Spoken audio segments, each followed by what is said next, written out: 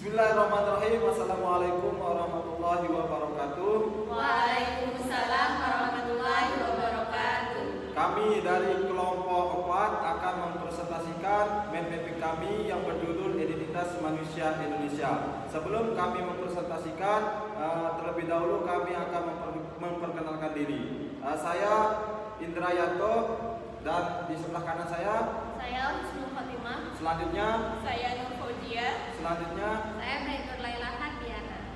Oke, baik. Selanjutnya saksikan video kami. Let's go. Baik, di sini saya akan menjelaskan sedikit pengertian dari identitas manusia Indonesia, di mana identitas manusia Indonesia ini adalah memiliki ciri khas, di mana memiliki beberapa elemen.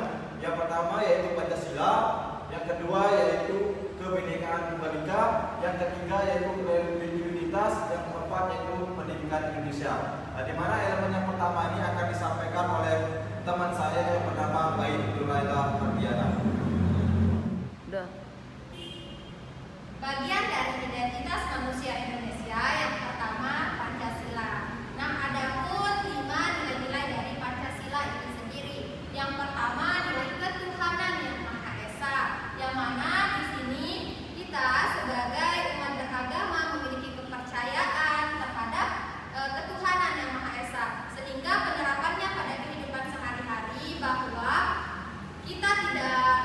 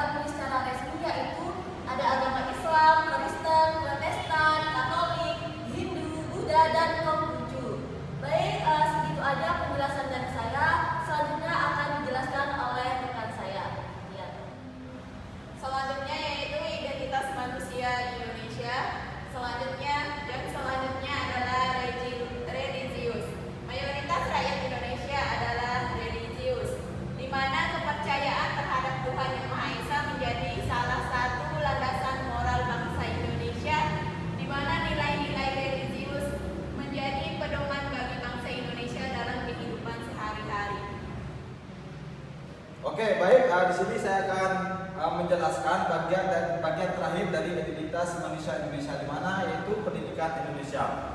Kurikulum saat ini yang dimiliki atau yang dipakai oleh Indonesia yaitu kurikulum Merdeka, di mana kurikulum Merdeka ini dituntut atau siswa dituntut untuk menerapkan profil pelajar Pancasila. Nah, di mana profil pelajar Pancasila memiliki beberapa elemen. Yang pertama yaitu beriman dan bertakwa.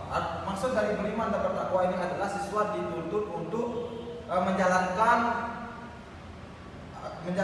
ibadah yang sesuai dengan agamanya.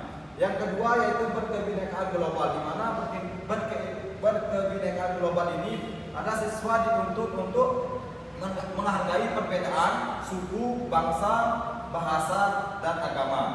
Yang selanjutnya yaitu bergotong royong, di mana bergotong royong ini adalah tujuannya adalah untuk melakukan kerjasama untuk mencapai tujuan bersama. Nah, di mana siswa ini dituntut untuk melakukan kerjasama, contohnya di sekolah, membersihkan lingkungan sekolah dan lain sebagainya. Nah, selanjutnya yaitu mandiri. Nah, di mandiri ini adalah siswa dituntut untuk selalu mandiri, baik dari segi kehidupan sehari di rumah maupun di sekolah. Di sekolah contohnya yaitu mengerjakan tugas yang diberikan guru secara mandiri atau sendiri. Nah, selanjutnya yaitu bernala kritis, di mana bernala kritis ini bertujuan untuk atau siswa dituntut untuk memecahkan suatu masalah untuk mencapai suatu hasil yang positif. Yang terakhir yaitu kreatif. Nah, kreatif ini adalah siswa dituntut atau mengeluarkan ide-ide yang kreatif, yang sangat kreatif untuk menghasilkan suatu karya yang lebih baik atau yang lebih menarik. Mungkin saya tambahkan sedikit penerapan pembelajaran profil pelajar Pancasila ini dalam pembelajaran yang pertama yaitu pembelajaran yang berpusat pada peserta didik, di mana pembelajaran itu siswa disuruh lebih aktif daripada guru, di mana guru itu sebagai fasilitator atau memfasilitasi dalam pembelajaran. Yang kedua yaitu pembelajaran yang kolaboratif, di mana pembelajaran ini dituntut siswa untuk selalu bekerja sama, mengerjakan suatu tugas yang diberikan oleh guru secara berdiskusi.